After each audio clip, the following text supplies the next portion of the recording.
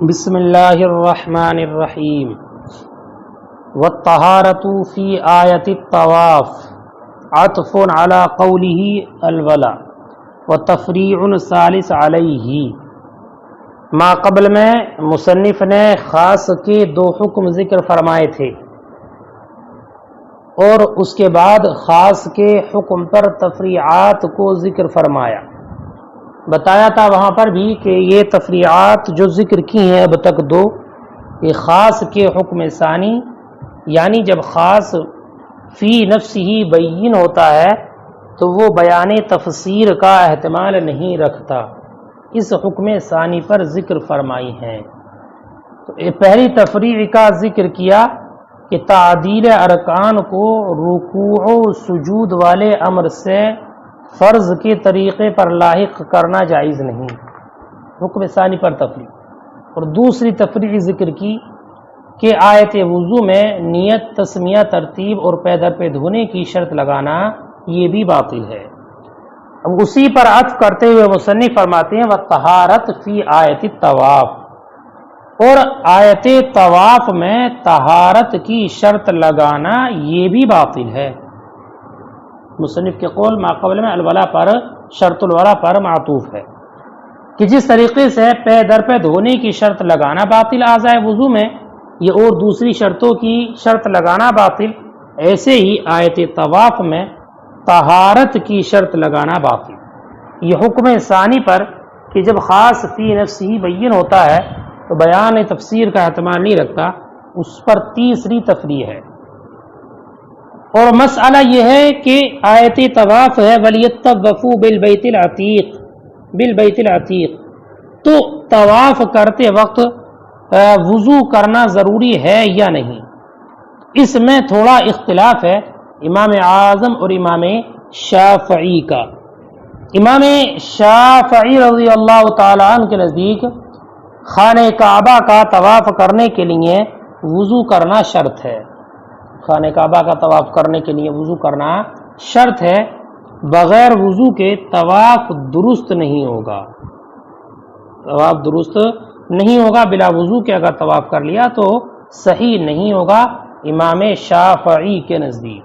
امام شافعی کے نزدیک دلیل کیا ہے امام شافعی رضی اللہ تعالیٰ عنہ کی؟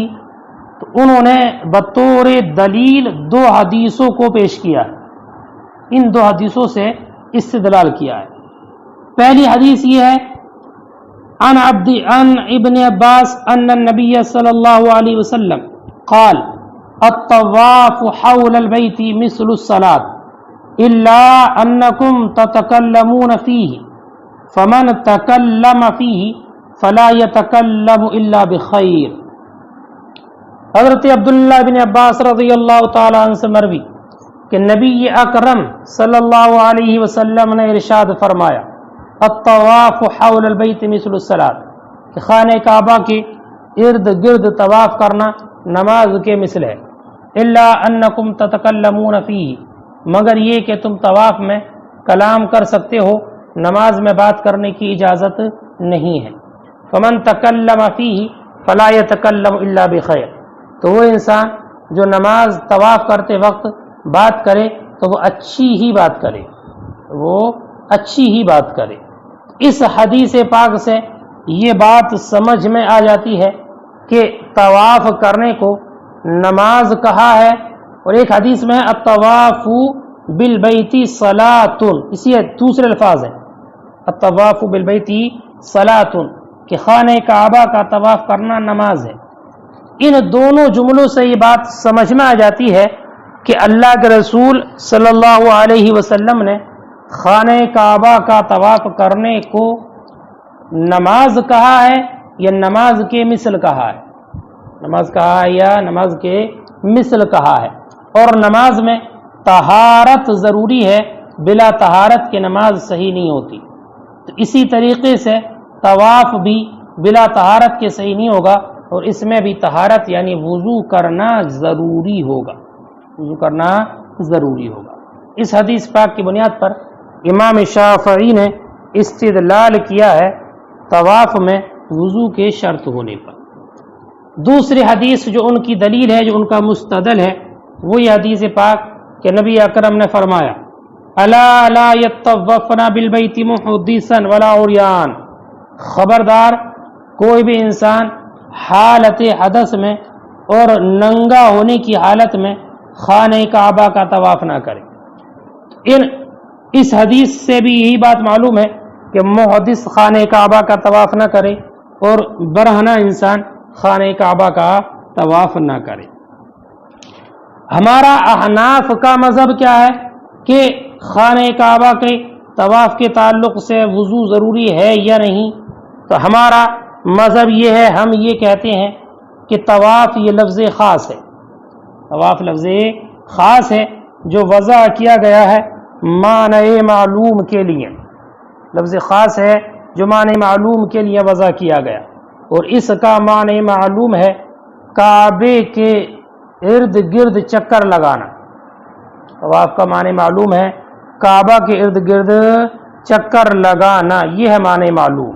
معنی معلوم ارد گرد چکر لگانا، الدوران حول الکعبہ، کعبے کے ارد گرد گھومنا، چکر لگانا۔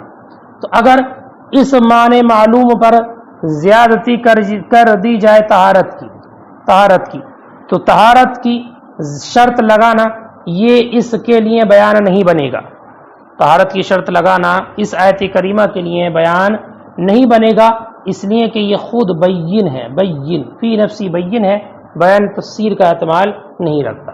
اب زیادہ سے زیادہ یہی کہہ سکتے ہیں جو ماقبل میں بھی پڑھا آپ نے کہ یہ ناسخ ہو اور آیت کریمہ منسوخ ہو، تو ماتے یہ بھی جائز نہیں ہے، اس لیے کہ نسخ خبر واحد سے جائز نہیں ہوتا ہے۔ تو اب وہی ماقبل کی صورت کے مثل صورت نکل کر آئے گی کہ یہ ہو سکتا ہے، بس اتنی رعایت کی جا سکتی ہے کہ ان دونوں میں سے ہر ایک کے مرتبے کی رعایت کی جائے۔ لہذا اب آیت طواف کے ذریعے جو حکم ثابت ہے اس کو واجب فرض مانا جائے، اور آیت کریمہ حدیث پاک کے ذریعے جو واجب حکم ثابت ہے اس کو واجب قرار دیا جائے۔ تو اب اس سے زیادہ یہ ہو سکتا ہے کہ وضو کرنا واجب ہو، فرض نہیں۔ ہاں البتہ اگر کسی انسان نے بلا وضو کے طواف کر لیا تو بغیر وضو کے طواف کرنے سے جو نقصان لازم آیا تو اس نقصان کو پورا کیا جائے گا۔ اگر وہ طواف زیارت ہے تو ایسی صورت میں اس پر دم لازم آئے گا، طواف زیارت ہے تو اس پر دم لازم آئے گا، اس پر طواف کے عدم طہارت کی بنیاد پر اس پر دم دینا لازم ہوگا۔ تو اگر طواف زیارت کو بلا طہارت کے بے وضو کے کر لیا تو ایسی صورت میں اس پر دم دینا یعنی قربانی دینا لازم ہوگی، اور اگر طواف زیارت کے علاوہ طواف ہے تو اور اس کو بے وضو کے کر لیا تو ایسی صورت میں اس پر صدقہ کرنا واجب ہوگا۔ طواف زیارت اور طواف زیارت کے علاوہ یہ گفتگو یہاں پر آئی تو اس کے بارے میں تھوڑا سا میں آپ کے سامنے بیان کروں۔ ذرا حاضر رہے، جب انسان مکہ میں داخل ہو تو اس پر ضروری ہے کہ وہ خانہ کعبہ کا طواف کر لے۔ جب مکہ میں داخل ہو تو وہ خانہ کعبہ کا طواف کر لے، اور یہ طواف کرنا یہ طواف قدوم کہلاتا ہے، طواف قدوم۔ تو ہر مکہ میں داخل ہونے والے انسان پر حکم یہ ہے کہ وہ خانہ کعبہ کا طواف کرے، اور یہ طواف کرنا طواف قدوم ہے، اور طواف قدوم سنت ہے، طواف قدوم سنت ہے۔ اب اگر کسی انسان نے اس طواف قدوم کو حالت حدث میں کر لیا، طواف قدوم کو حالت حدث میں یعنی بے وضو ہونے کی حالت میں کر لیا تو اس پر صدقہ واجب ہے، اس پر کچھ صدقہ کر دینا واجب ہے۔ اور اگر اس طواف سنت طواف قدوم کو حالت جنابت میں کر لیا، حالت جنابت میں، تو اب اس پر دم لازم ہوتا ہے۔ حالت جنابت میں اگر طواف قدوم کیا، حالت جنابت میں ناپاکی کی حالت میں طواف سنت کو کر لیا تو اب اس پر دم لازم ہوگا، اور دم سے مراد یہ ہے کہ ایک بکری ذبح کرے، اس پر دم لازم ہوتا ہے۔ ایسے ہی ہر نفل طواف میں کوئی بھی انسان نفل طواف کر رہا ہے اور اس کو بے وضو کے اگر کر لیا تو اس پر کچھ صدقہ واجب ہوگا، اور اگر حالت جنابت میں کر لیا تو اس پر دم یعنی قربانی دینا لازم ہوگی۔ ہر نفل طواف کا یہی حکم ہے۔ تو یہ تو نفل ہے جو فرض کے علاوہ ہے، فرض کے علاوہ نفل ہے، یہ مسنون طواف ہے۔ البتہ رہا طواف زیارت، طواف زیارت، طواف زیارت، تو اس طواف زیارت کا وقت معین ہے۔ طواف زیارت کا وقت جو انہوں نے یہاں پر ذکر کیا کہ طواف زیارت میں اس کو پورا کرے گا دم کے ذریعے، تو طواف زیارت اس کا وقت معلوم ہے، معین ہے، اسی وقت میں ہوگا، اس کے علاوہ وقت میں نہیں ہوگا۔ تو طواف زیارت کا وقت ایام نہر ہے، طواف زیارت کا وقت ایام نہر یعنی قربانی کے جو ایام ہیں وہ طواف زیارت کا وقت ہے، اور اس کا اول وقت جو ہے وہ یوم نہر کے طلوع فجر کے بعد سے ہے۔ یوم نہر یعنی عید کا جو دن ہے، اس دن کی طلوع فجر سے اس کا وقت شروع ہو جاتا ہے۔ اور طواف زیارت یہ حج کے فرائض میں سے ایک فرض ہے۔ طواف زیارت کرنا حج کے جو فرائض ہیں ان فرائض میں سے ایک فرض ہے طواف زیارت۔ تو اگر طواف زیارت انسان نے کیا اور اس کو حالت حدث میں کر لیا، طواف زیارت کیا اور حالت حدث میں کر لیا، یعنی بے وضو انسان نے طواف زیارت کر لیا، تو اس پر ایک بکری کی قربانی کرنا لازم و ضروری ہے۔ کیوں؟ اس لیے کہ اس نے بے وضو طواف کر کے فرض میں کمی کو داخل کر دیا ہے، نقص کو داخل کر دیا ہے۔ تو اب اس کی جانب سے کمی پائی گئی، اس بنیاد پر ترک واجب سے جو نقصان لازم آیا اس نقصان کو اب یہ پورا کرے گا قربانی کرنے کے ذریعے۔ تو اب اس پر ایک بکری کی قربانی لازم ہے۔ اور اگر وہ انسان جس نے طواف زیارت کیا وہ جنوبی تھا تو اب اس پر ایک اونٹ کی قربانی کرنا لازم ہے، ایک اونٹ کی قربانی کرنا لازم ہے، اس پر ایک اونٹ کی قربانی واجب ہے، اس لیے کہ اس کا جرم بڑا ہے، تو اس پر جو حکم لگایا گیا قربانی کرنے کا وہ بھی پہلے سے بڑھ کر ہے۔ لیکن بعض علماء نے یہ کہا ہے کہ صحیح بات یہ ہے کہ اس کو حدث والی صورت میں اس کو اعادے کا حکم دیا جائے، اعادے کا حکم دیا جائے۔ یعنی کیا مطلب کہ جہاں پر طواف زیارت والی صورت میں انسان نے بے وضو طواف کیا ہے تو وہاں پر اس کو اعادے کا حکم دیا جائے، استحبابا، یعنی اعادہ کر لینا مستحب ہے اور قربانی بھی دے گا۔ اور جنابت والی صورت میں اس کا اعادہ واجب ہوگا، اس کا اعادہ واجب ہوگا۔ تو ایسی صورت میں اس کے لیے لازم و ضروری ہے کہ وہ اس کا اعادہ کرے۔ یہ ہے طواف زیارت اور غیر طواف زیارت، وہ انہوں نے کہا دے وَنَحْنُ ترجمہ لگا لیں اب آپ، اس کے بعد ایک اعتراض آتا ہے اور اس کا جواب میں بتاتا ہوں۔ وَالطَّہَارَةُ فِي آیَةِ الطَّوَافِ، اور طہارت کی شرط لگانا باطل ہے آیت طواف میں۔ عطف علی قولہ الولا، یہ مصنف کے قول الولا پر معطوف ہے، وتفریع ثالث علیہ، اور اسی پر تیسری تفریع ہے، خاص کے حکم پر تیسری تفریع ہے، یعنی خاص بین اور ظاہر ہوتا ہے، اس لیے بیان کا احتمال نہیں رکھتا۔ فَإِذَا كَانَ الْخَاصُ بَيَّنَ بِنَفْسِهِ لَا يَحْتَمِلُ الْبَيَانَ فَبَطَلَ شَرْطُ الطَّهَارَةِ فِي آیَةِ الطَّوَافِ، تو باطل ہے آیت طواف میں طہارت کی شرط لگانا۔ وہی قوله تعالی، اور وہ اللہ تعالیٰ کا ارشاد مبارک، وَلْيَطَّوَّفُوا بِالْبَيْتِ الْعَتِيقِ۔ فَإِنَّ الشَّافِعِيَّ يَقُولُ، تو امام شافعی فرماتے ہیں، ان طواف البیت لا يجوز بدون الطہارت، کہ بیت اللہ کا طواف کرنا جائز نہیں ہے بغیر طہارت کے، لقولہ علیہ السلام، نبی اکرم کے اس ارشاد کی وجہ سے، الطواف بالبیت صلاۃ، اور ایک حدیث وہ جو میں نے آپ کو سامنے بیان کی کہ نماز طواف کرنا خانہ کعبہ کا یہ نماز ہے۔ وقولہ الا لا يطوفن بالحدث بالبیت محدث ولا عریان، اور ایک قول یہ ہے کہ اللہ کے رسول نے فرمایا خبردار ہرگز طواف نہ کرے خانہ کعبہ کا بے وضو انسان اور برہنہ انسان۔ ونحن نقول، ہم کہتے ہیں، ان الطواف لفظ خاص، یہ لفظ طواف یہ لفظ خاص ہے، معناہ معلوم، اور اس کا معنی معلوم ہے، وہو الدوران حول الکعبۃ، اور وہ کعبے کے ارد گرد چکر لگانا ہے۔ فاشتراط الطہارۃ فیہ لا یکون بیان اللہ، تو طہارت کی شرط لگانا اس میں کہ اس کے لیے بیان نہیں ہوگا، لکونہ بینا بنفسہ، اس لیے کہ وہ فی نفسی خود بین ہے، بل یکون نسخا، بلکہ زیادہ سے زیادہ بلکہ یہ ہو سکتا ہے کہ وہ نسخ ہو، وہ لا یجوز، اور یہ بھی جائز نہیں ہے خبر واحد کے ذریعے۔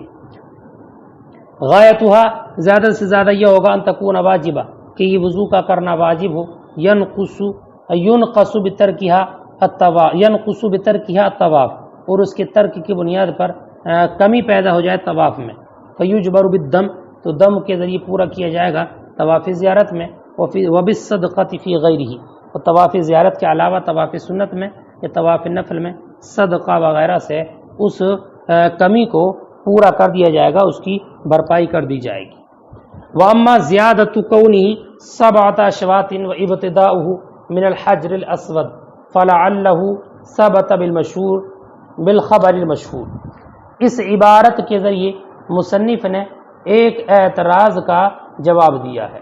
اعتراض یہ ہے کہ آیت کریمہ میں مطلقاً طواف کا ذکر ہے، وَلْيَطَّوَّفُوا بِالْبَيْتِ الْعَتِيقِ بالبیت العتیق، عتیق سے مراد پرانا گھر، عتیق سے مراد پرانا گھر، اس لیے کہ خانہ کعبہ سب سے پرانا اور سب سے پہلا گھر ہے، سب سے پہلا گھر ہے، تو خانہ کعبہ کو بیت عتیق اسی بنیاد پر کہا جاتا ہے۔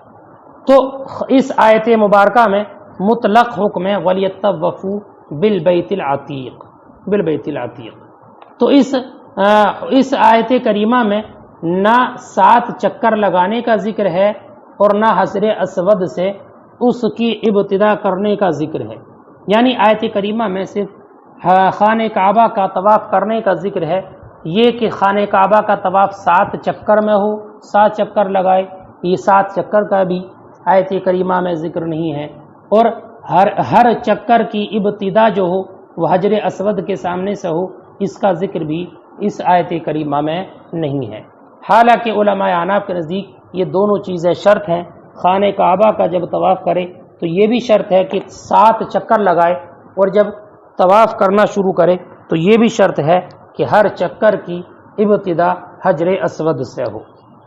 تو جب اس کا ذکر کتاب اللہ کی آیت میں نہیں ہے تو اب 7 چکر کی شرط لگانا یا ہر چکر کی ابتدا حجر اسود سے کرنا، اس میں کتاب اللہ پر زیادتی کرنا لازم آئے گا۔ جب کتاب اللہ پر زیادتی کرنا جائز نہیں ہے تو آپ اس کو جائز کیوں قرار دیتے ہو، اس کی شرط کیوں لگاتے ہو؟ کیونکہ ابھی آپ نے کہا کہ اس پر زیادتی کرنا جائز نہیں ہے اور شوافی کا یہ کہنا درست نہیں، تو پھر آپ نے یہ کیسے ثابت کر دیا کتاب اللہ پر زیادتی کرتے ہوئے کہ حجر اسود سے ابتدا ہوگی اور 7 چکر ہوں گے؟ یہ ہے اعتراض۔ فَلَعَلَّهُ ثَبَتَ بِالْخَبَرِ الْمَشْهُورِ، اس کے ذریعے مصنف نے اسی اعتراض کے جواب کی طرف اشارہ کیا ہے۔ فرماتے ہیں جواب یہ ہے کہ بات صحیح ہے، کتاب اللہ کی جو آیت مبارکہ ہے وَلْيَطَّوَّفُوا بِالْبَيْتِ الْعَتِيقِ، یہ خانہ کعبہ کے طواف کے تعلق سے مطلق ہے، اس میں 7 چکر کا ذکر نہیں ہے اور ہر چکر کی ابتدا حجر اسود سے ہو، اس کا بھی ذکر نہیں، لیکن ہم نے جو یہ شرط لگائی ہے وہ خبر مشہور کی بنیاد پر لگائی ہے، بنیاد پر کہ 7 چکر کا ہونا یا حجر اسود سے ابتدا ہونا یہ ثابت ہے خبر مشہور سے، ثابت ہے خبر مشہور سے۔ جب خبر مشہور سے ثابت ہے تو اب اس کی بنیاد پر یہ اعتراض لازم نہیں آئے گا، کیونکہ خبر مشہور سے کتاب اللہ پر زیادتی کرنا بے اتفاق جائز ہے۔ البتہ پیچھے جو ہم نے کہا زیادتی جائز نہیں ہے وہ اس بنیاد پر کہ وہ خبر واحد ہے۔ دیکھیں وَأَمَّا زِيَادَةُ كَوْنِهِ 7 أَشْوَاطٍ، اور اس کا 7 چکر کی زیادتی کرنا، وَإِبْتِدَاؤُهُ بِالْحَجْرِ الْأَسْوَدِ، اور ہر چکر کی ابتدا کرنا حجر اسود سے، یہ رہا یہ فَلَعَلَّهُ، تو شاید یہ ثابت ہے بالخبر المشہور، کس سے؟ خبر مشہور سے، وَهِيَ جَائِزٌ بالاتفاق، اور خبر مشہور سے کتاب اللہ پر زیادتی کرنا جائز ہے بالاتفاق۔ اس لیے ہم نے یہ شرط لگائی ہے کہ خانہ کعبہ کا جب طواف کرے گا تو 7 چکر کا ہونا ضروری ہے، اور ایسے ہی جب طواف کو شروع کرے تو ہر چکر کی ابتدا حجر اسود سے یا اس کے سامنے سے، اس کے پاس سے کرنا ضروری ہے۔ یہاں تک مصنف علام نے خاص کا جو حکم ثانی ذکر کیا تھا کہ خاص فی نفسی بین اور ظاہر ہوتا ہے، بیان تفسیر کا احتمال نہیں رکھتا، اس حکم ثانی پر 3 تفریعات کا تفصیل سے ذکر مکمل فرما دیا۔ پہلی تفریع تعدیل ارکان کو فرض کے طور پر لاحق کرنا جائز نہیں ہے۔ دوسری تفریع کہ آیت وضو میں نیت، ترتیب اور تسمیہ وغیرہ کو فرض کے طور پر زیادتی کرنا جائز نہیں ہے۔ اور تیسری تفریع یہ کہ آیت طواف میں طہارت کی زیادتی کرنا یہ باطل ہے، جائز نہیں ہے۔ تو حکم ثانی پر 3 تفریعی مسائل کا ذکر تفصیل سے اختلافات کے ساتھ یہاں تک مکمل ہوا۔ اب والتعویل بالاطہار فی آیت التربص سے مصنف 4 تفریعی مسائل کا اور ذکر فرمائیں گے، لیکن یہ مسائل کی جو تفریع ہوگی، خاص کا جو حکم اول ہے کہ خاص اپنے مخصوص کو، اپنے مدلول کو قطعی طور پر شامل ہوتا ہے، خاص کے اس حکم اول پر یہ 4 تفریعی مسائل اور پیش کریں گے۔